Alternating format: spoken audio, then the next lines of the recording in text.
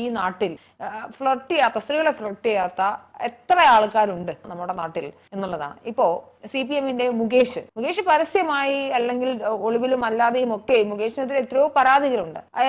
ഈ നമുക്കറിയാവുന്നതാണ്, തീവ്രത കുറഞ്ഞ പീഡനമാണ്, അതുകൊണ്ട് പാർട്ടി നടപടി എടുത്തോളാം, പരാതിപ്പെടേണ്ടെന്ന DYFI നേതാവിനോട്, വനിതാ നേതാവിനോട് പറഞ്ഞ പാർട്ടിയെ നമുക്കറിയാം. അപ്പം അതൊക്കെ നിലനിൽക്കെ ഇപ്പോൾ രാഹുൽ മാങ്കൂട്ടത്തിന് രാജി ആവശ്യപ്പെടാൻ ഇവർക്ക് എന്ത് ധാർമ്മികതയാണുള്ളത് എന്നുള്ളതാണ്.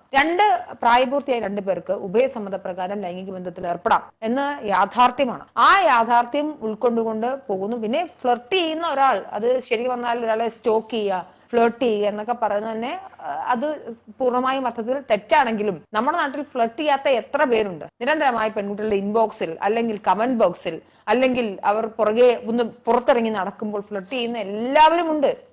രാഹുൽ മാങ്കൂട്ടത്തിൽ ഹായ് അയച്ചതും ഗർഭചിത്രം നടത്താൻ നിർബന്ധിച്ചതും, ഇനി ഗർഭചിത്രം നടത്തിയിട്ടുണ്ടെങ്കിൽ തന്നെ ഒരു ലൈംഗിക ബന്ധത്തിൽ ഏർപ്പെടുന്ന സമയത്ത് കുട്ടി ഉണ്ടാവാതിരിക്കാൻ അതിനുള്ള കോൺട്രസെപ്റ്റീവ് പിൽസോ അല്ലെങ്കിൽ കാര്യങ്ങളോ ഒക്കെ എടുത്തുകൊണ്ട് 2 പേർക്കും ഒരേപോലെ ഉത്തരവാദിത്തം ഉണ്ടെന്നാണ് ഞാൻ മനസ്സിലാക്കുന്നത്. എന്റെ ബോധ്യം അങ്ങനെയാണ്. അപ്പം അങ്ങനെ ഒരു ഘട്ടത്തിൽ രാഹുൽ മാങ്കൂട്ടത്തിനെതിരെ വലിയൊരു രീതിയിലേക്ക് ഈ പ്രോബ്ലംസിനെ എസ്കലേറ്റ് ചെയ്യേണ്ടതുണ്ടോ എന്നൊരു ചോദ്യം കൂടെ ബാക്കിയാവുന്നില്ലേ?